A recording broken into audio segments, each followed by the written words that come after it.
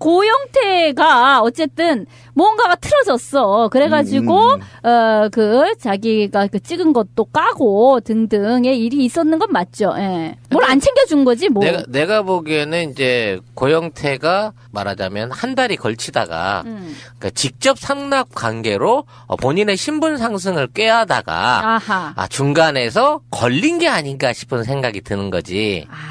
걔가 제공할 수 있는 소스는 언니가 동생이 한번 이렇게 필터링해서 고급분한테 바칠 수 있는 건데 앞으로는 갓 나온 신선한 그 생상품을 직거래로 잡숴 보세요. 라는 거래를 시도했다가 잘린 게 아니냐. 역시 나는 썬데이하고는 안 맞아. 씨발. 적응이 안 되네. 얼굴이 빨개지잖아 지금.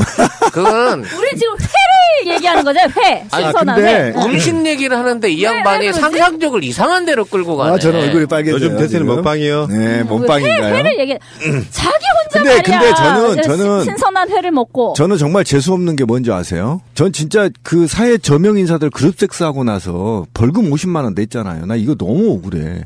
그거 별장? 네, 근데 그 문화가 상당히 확대돼 있거든 사회 전반에 그들 문화에서. 신비님은 구조적으로 보면은 그 그룹 섹스를 관전하시고 50만 원 사용료 내신 거예요. 그러니까요. 근데 저는 고영태가 더 이상의 이 시대의 몰카가 더 있지 않겠냐. 그럴 것 같아요. 난 이게 기대가 돼요. 실제 고영태가 스스로 본인을 한 몸 던져서 이런 몰카를 집중적으로 찍어왔을 가능성도 충분히 제기해 볼 수 있는 거예요. 그래서 고영태는 죽여야만 하는 굉장히 위험스러운 내부 간자일 수도 있었기 때문에 고영태가 실제 목숨의 위협을 받았다고 필리핀으로 도망을 한번 갔을 수도 있는 거고 그 내용을 그런데 이제 거기 계속 있다가는 정말 죽게 생긴 거지. 그러니까 온 거지. 내용을 이제 누구한테 팔아먹기로 하고 신변 안전 내지는 깽값을 상당히 보장받고 들어온 게 아닌가 하는 상상도 해볼 수 있는 거예요. 그리고 썬데이인데 뭐 어때? 차은태가 사실은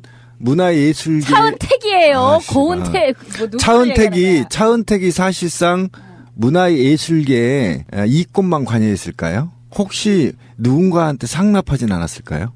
그런 생각도 해봐야 되는 거예요 지금. 차은택 정도 사이즈면요 누구한테 상납하는 건 없고요. 아니 돈 말고요. 그러니까 어쨌든 간에 그러니까 돈으로만 따지면 그런 거고 실제로 그런 관계에서 사실 이런 방송 들으시는 분들은 좀 불편하실 수도 있다고 생각이 들어요. 그런 얘기 굳이 해야 되냐 안 봐도 뻔한 거 아니야 말씀하실 수도 있는데 이런 게 있습니다. 남녀 치장 관계에 노출이 돼버리면은 최순실인 경우는 상관없다고 생각해. 강남의 유한마담이 뭐 남편이 바람 피우는데 나라고 사랑받고 싶다. 나는 이건 인간적인 면, 페미니즘적 면에서 나는 나쁘다고 생각 안 해. 호스트바의 그 습성 안에서 그 모습들이 제대로 드러나고 있더라고요. 그런데 반대로 대통령은 그렇게 하면 안 된다는 거예요. 예를 들어 국가와 결혼하신 분이잖아요. 근데 뒷방에서는 사실 우리 국민들이 관심 갖고 분노하는 여러 지점 중에 하나가 그런 거거든요. 깨끗한 무슨 뭐 동정로 마리아나 되는 것이냐 국민들한테 그렇게 이야기를 해놓고 막상 까발려 보니까 TV조선 같은 데서도 이야기할 정도로 굉장히 난잡한 생활을 했다는 사람 아닙니까? 그러니까 국가와 결혼했다 그 얘기는 굉장히 이제 어폐가 있고 많은 오해가 있는데 박근혜가 왜 결혼을 안 하게 되었는가라는 거에 대해서 많은 기록이 있어요. 그 재판 기록도 있고 그 이후에 것도 있고 한데 그게 이제 너무나 그 최태민과의 긴밀한 관계로 인해 그러니까 몸과 마음을 지배하고 있는 상태였기 때문에 다른 뭐 결혼을 하라고 해도 안 하고 다른 사람을 만나라고 해도 안 만나고 그것이 이제 박정희나 이런 등등의 사람들에게 굉장히 골치 아픈 일이었다는 거잖아요. 그러니까 국가와 결혼을 해서 뭐 그게 아니고 최태민과의 관계를 끊을 수가 없어서 굉장히 결혼이 늦어졌고. 아니, 그 부분은 선거 때 나온 얘기라 자기는 국가랑 결혼했단 말을 선거 때 지가 했거든. 그러니까 어쨌든, 그 사람이 지금 무슨 동정력 마리아 이런 개념으로 이렇게 지금까지 독신을 유지하고 있는 것은 아니다. 라는 것이 지금 굉장히 많이 밝혀져 있는 거죠. 그러니까 어쨌든 지금 우리가 아무리 썬데이리고 썬데이리고 뭐고 다 썬데이 서울 뭐 이런 거 다 떠나서 최태민과 사실혼 관계에 있었다는 건 확실히 됐잖아요. 증명이 다 됐잖아요, 지금. 영적 부부관계. 아니, 방에 들어가서 하루 종일 안 나왔으면 사실혼인 겁니다. 무슨 소리예요? 아니, 둘이. 사실혼은 같이 살아야 사실혼이고. 그러니까 사실혼 관계에 있고 호적만 등록이 안 된 거라는 거죠. 우리가 사라진 12년간을. 이런 거 있지. 청와대 나와서 네. 청와대 와서 최 씨 일가들의 케어를 받을 때 같이 살았을 가능성이 그러니까 있어요. 사실혼 관계에 있고 지금 안 밝혀지고 있지만 이후에 밝혀진 게 바로 청와대 나가서 80년대부터 어쨌든 이들이 비밀 조직이 있었다는 거면 기도 조직, 비밀 기도 조직도 이제 밝혀지겠죠. 누가 그 구성원들이 들어가서 기도를 했고 10몇 년 동안 사라진 외부에 통제되어 있는 시간은 무엇을 했는지까지가 사실은 밝혀져야 역사의 기록이 되는 거거든요. 그러니까 그 패밀리들이 지금 나라를 혼란하게 만들고 있다라는 게 지금 목표를 향해 가고 있다란 말이에요. 거기에서 무슨 짓을 했는지. 까지도 패륜적인 일도 좀 밝혀져야 된다. 왜냐면 그때는 최태민이 살아있었거든요. 한참 힘쓸 나이기 때문에. 그러니까 실제로 지금 박근혜 최순실 게이트 국면에서는요. 단순하게 그들이 무슨 비리 저질렀냐가 아니라 엘로 저널리즘적인 언론의 특성상 박근혜가 갖고 있는 사생활도 꽤 많은 부분이 까발려질 거라고 저는 봐요. 그러니까 박근혜가 계속 그 청와대에 있으면 있을수록 지금 79년 그 청와대를 나와서부터 최태민 가로 들어가서 최태민이 사망한 것이 이제 94년도인데 그 사이 15년간 무슨 일이 있었는가에 대한 이야기까지도 지금 다 밝혀지게 되어 있는 거예요. 그렇죠. 예. 그래서 하루라도 빨리 청와대를 나오는 것이 자신의 어떤 프라이버시를 보호하는 거에도 굉장히 도움이 되겠다라는 그렇죠. 말씀을 드리고 싶네요. 그리고 이제 뭐 이번에 신동욱이가 자기 마누라가 그렇게 말했다고 했던 말이 그거지 않습니까? 유경수 여사를 빗대서 박근혜한테 사실상 접근했다고 알려져 있지만 그 전부터 네, 유경수 여사는 최태민 조심하라고 했다. 요거는 아까 그 얘기를 제가 잠깐 그러니까. 했는데 그 이전에 최태민이 이제 이거는 그 최순실의 이복 오빠의 말인데요. 그 이전에도 최태민이 청와대를 들락날락 했다는 거예요. 근데 그 이유가 자기가 그러니까 박정희가 최태민에게 어떤 신세를 진 바가 있다. 과거에.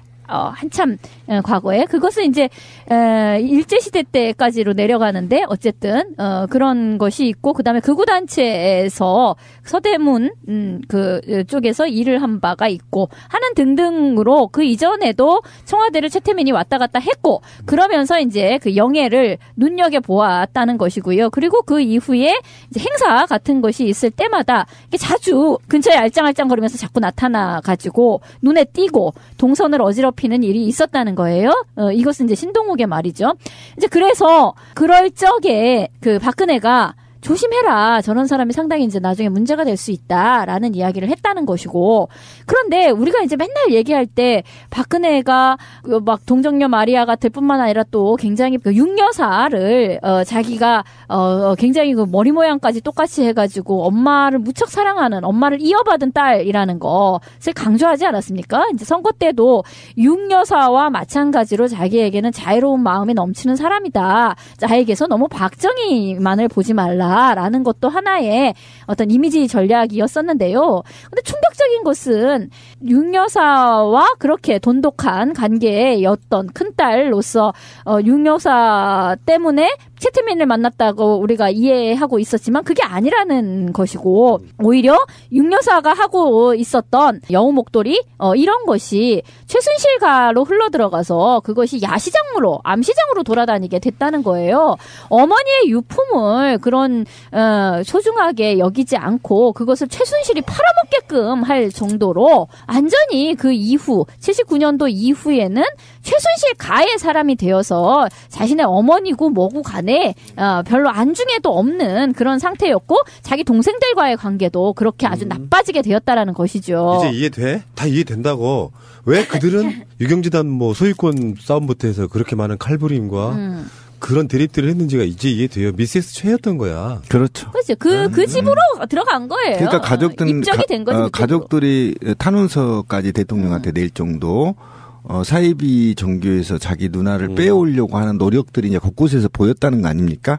그런데 저는 최근에 이런 그 반전을 생각을 해봤어요. 어떤 기사들이 나오고 있고 여러 개가 나와 있는데 만약입니다. 이건 만약이에요. 최순실이 최태민의 딸이 맞고 최순득이도 딸이 맞고요. 근데 최순실이 과 정윤회의 둘 사이에서 난 자식이 정유라랑 A 또 한 분이 있죠. 그리고 최순득이 이 언니의 아들 또 한 명이 있죠. 일단 이렇게 3명에서 4명 정도가 보여지는데 이 사람들이 엄마가 다를 경우 네, 이거는 제가 정말 고심 끝에 얘기한 겁니다. 그러면 최 씨 일가는요. 최 씨 일가가 주인이 아니고요. 사실은 박근혜가 오히려 최태민과 바로 영적인 관계로 이어지는 영적인 리더자일 가능성도 있어요. 그리고 그가 잉태한 누가 됐든 간에 그들의 미래와 그다음에 그들이 영도적 지도자의 삶을 살 수 있는 바탕을 마련하기 위한, 그러니까 기존에는 비공식적인 곳에서 음지에서 살아왔다면 박근혜가 대통령이 되고 나서 이들이 양지의 제도적인 틀로 들어와서 자신들이 갖고 있는 영적인 리더십들을 유지 발전할 수 있는 교두보를 만들기 위한 게 아니냐라는 완전히 반전에 뒤집어서 생각도 해봐야 돼요. 그러면 그렇게 생각해 본다면 최순실은 어떻게 보면 제가 왜 그 얘기를 들었냐면 누구한테 제보를 받았어요. 그러니까 최서원이란 이름으로 개명을 할 때 서원이란 말은 부처님께 맹세하고 세운 목표라는 겁니다. 그 서원이란 뜻이. 그러니까 이게 이제 세월호하고 연결을 진 것도 있는데 제보 메일에 어쨌든 거기까지는 아직 가지 않더라도 부처님이라 하면 여기에서 최태민을 의미하는 겁니다. 서원이란 이름 내부에 미륵보살. 네, 미륵보살. 이 미륵에게 맹세한 목표가 뭐냐? 네, 최순실이 이름까지 개명하면서 자기 아버지 미륵에게 부여받은 또는 맹세한 그 목표가 박근혜가 순조롭게 살아갈 수 있도록 뒤에서 보살펴주고 받침해주고 구진일 해주는 역할을 맡은 게 그게 목표였기 때문에 서원으로 바꾼 게 아니냐. 그래서 그 역할을 제대로 수행했던 게 아니냐라는 의혹의 메일이 받았거든요. 그렇다고 친다면 김종필이나 기타 지금 소문들에 의하면 적어도 박근혜가 2명 정도를 잉태했다면 이들이 그 안에 숨어 있을 가능성이 있어서 이게 바로 밝혀지기 직전이다 이런 거죠. 그러니까 그쪽 패밀리에 그렇죠. 박근혜가 낳은 아이가 다른 사람의 호적으로 당연히 입적되어져 그렇죠. 있을 것이다. 그런데 이게 그렇죠. 그런데 이게 아이로. 최순실의 악인이 아니고 최태민과 박근혜가 악인이라는 게 이 사람의 주장인 겁니다. 이해 가시죠? 그러니까 핵심이 박근혜지 박근혜가 불쌍하거나 공주여서가 아니고 어떤 영적인 리더십을 그 패밀리 안에서 갖고 있다라는 겁니다. 지금 이 사람의 주장이 이거고 상당히 설득력이 있어요. 네. 거기다가 이제 1980년대 초에 그때 전두환 들어왔을 때 합동수사본부 만들고 합수부라 그래서 그때 이학봉이 당시 보안사령부 처장이었는데 그때 신동아 인터뷰에 나온 내용 하나 읽어드려 볼까요? 그때 이제 그 군부가 최태민을 조사한 건데 지금이랑 아주 비슷하네 생각해보니까 전 관계 재계 전방위 로비, 정부 공기업, 정치권, 군 대기업 등을 상대로 한 전방위 로비, 그리고 최태민은 기업인을 구국봉사단 운영위원으로 위촉해 이들로부터 1인당 2천만 원에서 5천만 원의 입단 찬조비나 삥을 뜯었다는 거지. 월 200만 원의 운영비를 받는 식으로 운영 자금을 마련했다. 이 단체는 행정기관의 지원을 바탕으로 전국의 동단위까지 조직을 확대해 300만 명의 단원을 확보했다. 이게 지금 그거 아니에요? 재단? 아주 비슷한 스킬이고. 아니 그거는 김재규가 이제 밝힌 거에 있어서도 굉장히 많은 사회 곳곳으로부터 그 구국봉사단이 삥을 뜯었다. 그런 원성이 자자하다. 그 얘기도 나와요. 그리고 구국봉사단을 활용한 최태민의 부정행위 의혹을 상세히 제기를 했는데 횡령이 14건이고요. 그 당시 80년에 2억 2,135만 원 정도 되고 사기가 1건, 변호사법 위반 11건, 그다음에 권력형 비리가 13건, 이권 개입 2건, 융자 관여 3건 등 이걸로만 보면은요. 당시에 이 정도 군부에서 수사를 했다 그러면 거의 대부분 탈탈 털린 거라고 보이거든. 저는 그래서 어쨌든 그 얘기 잘 하셨는데 지금 그 새마을봉사단이나 유경재단 같은데 그러니까 그들이 지금까지 악의 뿌리를 키워왔던 악의 싹을 키워왔던 근원지를 저는 발본색원해야 된다. 이번 이 사건이. 왜 그러냐면 만약에 그렇지 않을 경우에는요. 40년 후에 정유라가 또 대통령에 도전합니다. 그들은 한 번 그런 악의 맛을 본 아이들은 또 도전하거든요. 그래서 저는 이번에 이 엘로우 저널리즘이라고 하더라도 끝까지 파헤쳐서 근원까지 가야 된다. 최태민의 뿌리까지 가서 이것을 완전히 드러내놓고 역사에 기록한 다음에 그들의 패밀리들이 국내에서 못 살면 차라리 망명의 길을 선택하더라도 망명의 비용은 국민들이 걷어주겠다. 그럴 마음도 있다. 하지만 지금 수십 년 동안 내려온 그 독재와 친일의 정말 숙명적인 뿌리, 악의 뿌리, 박근혜의 일가, 박정희의 둘러싼 이 뿌리들을 지금 도려내지 않으면 또 40년 후에 정유라가 대통령에 전 도전한다. 또는 정유라가 아니더라도 또 숨겨놓은 그 누가 또 대선에 도전해서 이 나라를 또 말아먹을 거다. 그러니까 이 뿌리를 이번에 반드시 뽑아야 된다. 그래서 우리가 지금 이 에피를 뽑은 이유도 이런 썬데이 서울 같은 이런 얘기를 하고 있지만 어쨌든 이것이 사실은 그냥 루머에 기인하지 않고 정확한 역사적인 단절된 정보들을 하나로 결합해서 만든 추정이기 때문에 반드시 이것도 많은 사람들의 증언과 주변 인물들의 양심선을 통해서 이 악의 뿌리를 끊지 않으면 또 역사가 왜곡될 거다. 약 10년 전인 2007년에 월간조선의 당시 이제 대선 국면에서 월간조선의 인터뷰를 한번 읽어볼게요. 기자가 묻습니다. 정윤회 씨가 2004년 6월 7일부로 국회의원 박근혜 의원 사무실 입법보조원으로 등록되어 있다는데 사실입니까? 라고 물어요. 박근혜 답입니다. 대구 달성군에서 국회의원에 출마했을 때 적극적으로 도와준 성실한 사람이고 국회의원 당선 후 초창기 입법보조원으로 돕다가 몇 년 전에 그만둔 분입니다. 정윤회에 대해서는 네. 얘기죠. 다음에 또 질문. 고 최태민 목사의 자녀들 중 상당수는 박 후보 자택과 가까운 곳에 대부분 거주하고 있는데 특별한 이유라도 있는지요? 그러니까 그 당시에도 그 기자들이 다 알고 있었다는 거예요. 10년 모여 전에도 살았다는 거예요. 강남에 그쪽에 자택이 어딘지도 지금도 나는 모릅니다. 언론사에서 그렇다고 하니까 그런가 생각했습니다. 이렇게 얘기하고 있고요. 정말 거짓말 잘하죠. 너무 거짓말이죠. 그때 이렇게 칼침 맞았을 적에도 최순득 그 집에서 머물렀다는 거잖아요. 그리고 전역의 말에 의하면 그때 정치인 박근혜 후보의 집이 이렇게 공개되었을 때도 갔을 때 보면, 그러니까 2007년 이전의 이야기예요. 예. 갔을 때 보면 그 누군가 이렇게 막 서빙을 하고 있었다는 거예요. 근데 그 누군지는 잘 몰랐는데 그래서 그냥 친척이라 이렇게 얘기를 했는데 나중에 박지만을 만나서 근데 그 시중 들고 있는 사람, 그러니까 칼침 맞았을 때 병원에 와서 막 속옷을 챙겨갖고 오고 그래가지고 저 사람네들 집에서 봤는데 저 사람이 누구냐 친척이라던데 이렇게 얘기를 하니까 자기는 모른다, 박지만이. 동생도 모르는 친척인 거예요? 그게 이제 그 최 씨 집안 여자들이었다는 거죠. 그 다음에 또 질문이 있네요. 박 후보의 유경재단 이사장 재직 시 최태민 목사의 5번째 딸이 어린이 회관 내에 근화원 원장으로 내정되었던 적이 있다고 하는데 사실입니까? 이렇게 지금 최순실 말하는 거예요. 그렇죠. 지금도 최순실한테 원장이라고 부르는 게 이것 때문이거든요.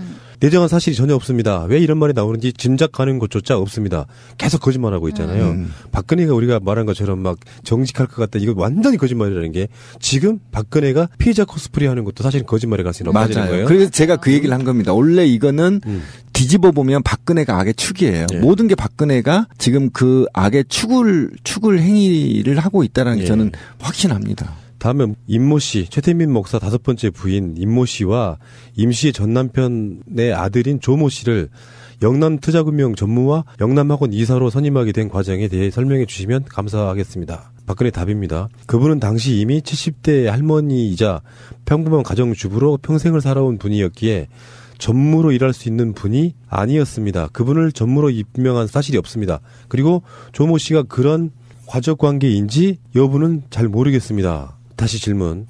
박 후보의 현 거주지 서울 강남구 삼성동에서 500m 떨어진 곳에 최태민 목사의 집이 있었는데 후보의 거주지 이전이 최 목사와 관련이 있는지 여부에 대해 말씀해 주시면 감사하겠습니다. 답은요. 집이 거기였다는 것도 처음 듣는 얘기지만 성심껏 답변을 드리면서도 왜 이렇게까지 나오는지를 생각하니 여간 불유쾌한 게 아닙니다. 저는 그때 이제 기억이 나요. 그때 저런 질문이 오가는 것을 보고 또는 이제 이게요. 나중에 후보 이렇게 나왔을 적에 토론 때도 막 그런 상호 질문에서 또 그런 비슷한 얘기가 나왔었어요. 최태민 일가와의 관계가 계속 질문이 돼요. 정치인 박근혜에게 초창기에. 근데 그때 일반 사람들은 저 내막을 모르잖아요. 잘 모르는 상태에서 듣고 있으면 되게 재미가 없어. 집중할 수가 없어요, 내용에. 뭘 자꾸 기자들은 묻는데 거기에 대해서 나는 관계가 없다고 황당하다는 식으로 딱 잡아떼면서 이렇게 대답을 하거든요. 그러면 질문 자체도 무슨 뜻인지를 모르겠는 거예요. 저걸 왜 묻지? 왜 정치인에게 저게 왜 중요하다고 저걸 자꾸 저런 식의 질문을 하지? 그러니까 그거 자체를 맥락을 모르고 거기에 대해서 아닙니다, 모릅니다라고 얘기를 하는데 왜 저걸 또 묻지? 계속 이런 식이어가지고 사람들이 그때로서는 별 관심이 없었어요, 진짜로. 맞아요. 그러니까 이 질문들을 보면요, 지금 제가 읽어드린 상당히 많이 알고 있는 거죠, 기자들은. 일부고요. 그러니까 그 인터뷰에는 그런 것도 물어봐요. 유경지단인데 실제로 최태민이 유경지단 엄청 관여를 했거든요. 그렇죠. 다 주물렀다는 거죠. 그러니까 이제 근령이하고 지만이를 미쳐버리는 거야. 그렇죠. 이게 물론 그것도 불법이긴 하지만 박정희가 물려준 재산을 다 그쪽에 그냥 갖다 바쳐버린. 그렇죠. 예를 들면 이런 유혹까지 나오고 있거든요. 지금 최순실 일가의 재산이 알려진 것만 3천억 원이라고 하니까. 근데 그 중에는 박근혜 차명 재산이 있을 가능성이 높다. 있겠죠. 네. 그래서 박근혜가 지금 정치인으로는 공식적으로 뭐 지금 정확히 얼마가 됐는지 모르겠는데 몇십억도 안 되잖아요. 그러니까 저는 어쨌든 최태민이 대단한 놈은 대단한 놈이에요. 왜 그러냐면 부인을 5명이나 데리고 있는 새끼가 원래 6명 아니야? 그러니까 6명이죠. 그러니까 그 얘기를 하려고 한 겁니다. 그러니까 5명을 데리고 있고 그의 산하에 자녀들이 수명이 있음에도 불구하고 아무런 부를 축적하지 못하고 거지처럼 살다가 박근혜를 통해서 이 5가족을 6번째 부인으로 추정되죠. 영적인 부인. 그렇게 합시다. 둘이 떡친지를 모르니까. 어쨌든 영적인 부인이라고 밝혀진 거니까. 이 양반아, 떡은 영적인 게 돼야 쳐지는 거예요. 그러니까요. 어쨌든, 네. 어쨌든 그래서 나머지 1부터 첫째 부인, 5째 부인까지 다 자녀들까지 먹이게, 먹고 살게 만들어버리는 이 스킬이 정말 대단한 겁니다. 최태민이. 어떻게 박근혜를 구워 삶았는지는 모르지만 어쨌든 독재의 결과로 받은 많은 돈들이 최태민의 산하의 부인들에게 나눠주고 그 자녀들이 호가호위 할 수 있도록 텃밭을 만들어주는 것. 그것이 박근혜인데 저는 분명히 말씀드리지만 그게 곧 최태민과 박근혜의 영적인 결합이 어떤 서온이라는 이름을 개명하게 만들고 이것이 하나의 종교적 큰 중심으로 박근혜가 서 있다. 그래서 어찌 보면 최태민, 최순득은 자기 아버지 최태민이 물려준 영적 지도자로서의 애우를 박근혜가 받은 게 아닌가. 이게 이후에 밝혀질 최대의 이슈입니다. 저는 다른 지점 이야기하고 싶어요. 뭐 아까 사적인 얘기 많이 털었는데 그런 저런 관계들을 통해 가지고요. 특별법 만들어서 부정으로 벌어들인 돈들은 몰수하는 것까지 가야 된다고 생각해요. 맞습니다. 그리고 철저하게 해야 되고 이거는 뭐 수사관 한 20-30명 갖고 안 되고요. 범국민적 수사단을 꾸려서 시민사회단까지 포함해서 정말 수백 명으로 이거를 전부 다 파헤쳐야 이 악의 뿌리를 뽑을 수 있다고 생각합니다. 10년 전 인터뷰를 보니까 박근혜 씨 굉장히 거짓말 잘하는 것이 느껴지고요. 지금 생각해보니까 그때는 아마 이 박근혜가 거짓말 할 거라는 생각을 못했을 가능성이 높고 보통 사람들은. 그래서 지금 현재 박근혜가 하는 것들은 어쩌면 바보 코스프레하고 있는 게 아닌가 이런 생각도 한번 해보지 않습니까? 그러니까 자기 두 사람의 이익 관계에 의해서 서로가 서로를 이용해 먹었을 가능성이 더 높다라고 보는 거죠.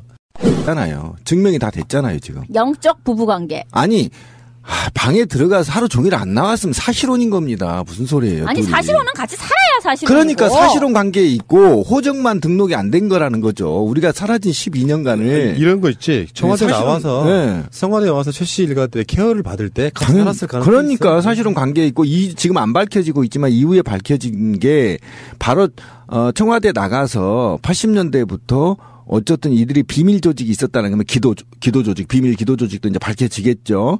누가 그 구성원들이 들어가서 기도를 했고 10몇 년 동안 사라진 외부에 통제되어 있는 시간은 무엇을 했는지까지가 사실은 밝혀져야 역사의 기록이 되는 거거든요. 그러니까 그 패밀리들이 지금 나라를 혼란하게 만들고 있다라는 게 지금 목표를 향해 가고 있다란 말이에요. 거기에서 무슨 짓을 했는지. 까지도 패륜적인 일도 좀 밝혀져야 된다. 왜냐면 그때는 최태민이 살아있었거든요. 한참 힘쓸 나이기 때문에. 그러니까 실제로 지금 박근혜 최순실 게이트 국면에서는요. 단순하게 그들이 무슨 비리 저질렀냐가 아니라 엘로우 저널리즘적인 언론의 특성상 박근혜가 갖고 고영태가 어쨌든 뭔가가 틀어졌어. 그래가지고 자기가 그 찍은 것도 까고 등등의 일이 있었는 건 맞죠. 예. 뭘 안 챙겨준 거지 뭐. 내가 보기에는 이제 고영태가 말하자면 한 달이 걸치다가 그러니까 직접 상납 관계로 본인의 신분 상승을 꾀하다가 중간에서 걸린 게 아닌가 싶은 생각이 드는 거지. 걔가 제공할 수 있는 소스는 언니가 동생이 한번 이렇게 필터링해서 고급분한테 바칠 수 있는 건데 앞으로는 갓 나온 신선한 그 생상품을 직거래로 잡숴 보세요라는 거래를 시도했다가 잘린 게 아니냐. 역시 나는 썬데이하고는 안 맞아. 씨발 적응이 안 되네. 얼굴이 빨개지잖아 지금. 그건 우리 지금 회를 얘기하는 거죠. 회. 신선한 회. 음식 얘기를 하는데 이 양반이 상상력을 이상한 대로 끌고 가네. 저는 얼굴이 빨개져요. 요즘 대세는 먹방이요. 네, 먹방인가요? 회를 얘기. 자기 혼자 말이야. 근데 저는 신선한 회를 먹고. 저는 정말 재수 없는 게 뭔지 아세요? 전 진짜 그 사회 저명인. 그 얘기는 굉장히 이제 어폐가 있고 많은 오해가 있는데. 박근혜가 왜 결혼을 안 하게 되었는가라는 거에 대해서 많은 기록이 있어요. 그 재판 기록도 있고 그 이후에 것도 있고 한데 그게 이제 너무나 그 최태민과의 긴밀한 관계로 인해 그러니까 몸과 마음을 지배하고 있는 상태였기 때문에 다른 뭐 결혼을 하라고 해도 안 하고 다른 사람을 만나라고 해도 안 만나고 그것이 이제 박정희나 이런 등등의 사람들에게 굉장히 골치 아픈 일이었다는 거잖아요. 그러니까 국가와 결혼을 해서 뭐 그게 아니고 최태민과의 관계를 끊을 수가 없어서 굉장히 결혼이 늦어졌고. 아니, 그 부분은 선거 때 나온 얘기라 자기는 국가랑 결혼했단 말을 선거 때 지가 했거든. 그러니까 어쨌든, 그 사람이 지금 무슨 동정령 말이야 이런 개념으로 이렇게 지금까지 독신을 유지하고 있는 것은 아니다. 라는 것이 지금 굉장히 많이 밝혀져 있는 거죠. 그러니까 어쨌든 지금 우리가 아무리 썬데이리고 썬데이리고 뭐고 다 썬데이 서울 뭐 이런 거 다 떠나서 최태민과 사실혼 관계에 있었다는 건 확실히 되잖아요. 차은택이 사실상 문화예술계에 이익권만 관여했을까요? 혹시 누군가한테 상납하진 않았을까요? 그런 생각도 해봐야 되는 거예요, 지금. 차은택 정도 사이즈면요, 누구한테 상납하는 건 없고요. 아니, 돈 말고요. 그러니까 어쨌든 간에 그러니까 돈으로만 따지면 그런 거고, 실제로 그런 관계에서 사실 이런 방송 들으시는 분들은 좀 불편하실 수도 있다고 생각이 들어요. 그런 얘기 굳이 해야 되냐? 안 봐도 뻔한 거 아니야? 말씀하실 수도 있는데, 이런 게 있습니다. 남녀 치장 관계에 노출이 돼버리면은 최순실인 경우는 상관없다고 생각해. 강남의 유한마담이 뭐 남편이 바람 피우는데 나라고 사랑받고 싶다. 나는 이건 인간적인 면, 페미니즘적 면에서 나는 나쁘다고 생각 안 해. 호스트바의 그 습성 안에서 그 모습들이 제대로 드러나고 있더라고요. 그런데 반대로 대통령은 그렇게 하면 안 된다는 거예요. 예를 들어 국가와 결혼하신 분이잖아요. 근데 뒷방에서는 사실 우리 국민들이 관심 갖고 분노하는 여러 지점 중에 하나가 그런 거거든요. 깨끗한 무슨 뭐 동정령 마리아나 되는 것이냐 국민들한테 그렇게 이야기를 해놓고 막상 까발려 보니까 TV조선 같은 데서도 이야기할 정도로 굉장히 난잡한 생활을 했다는 사람 아닙니까? 그러니까 국가와 결혼해. 다들 그룹 섹스하고 나서 벌금 50만 원 냈잖아요. 나 이거 너무 억울해.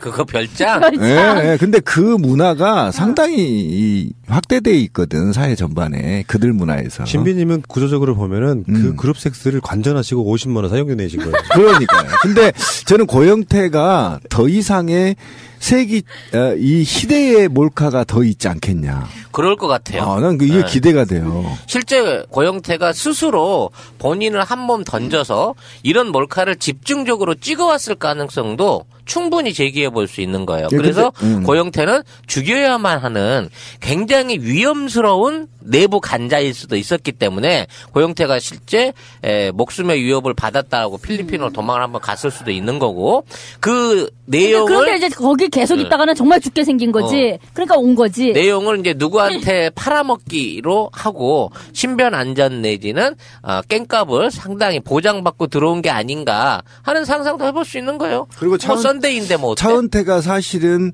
문화예술계 차은택이에요. 고은택.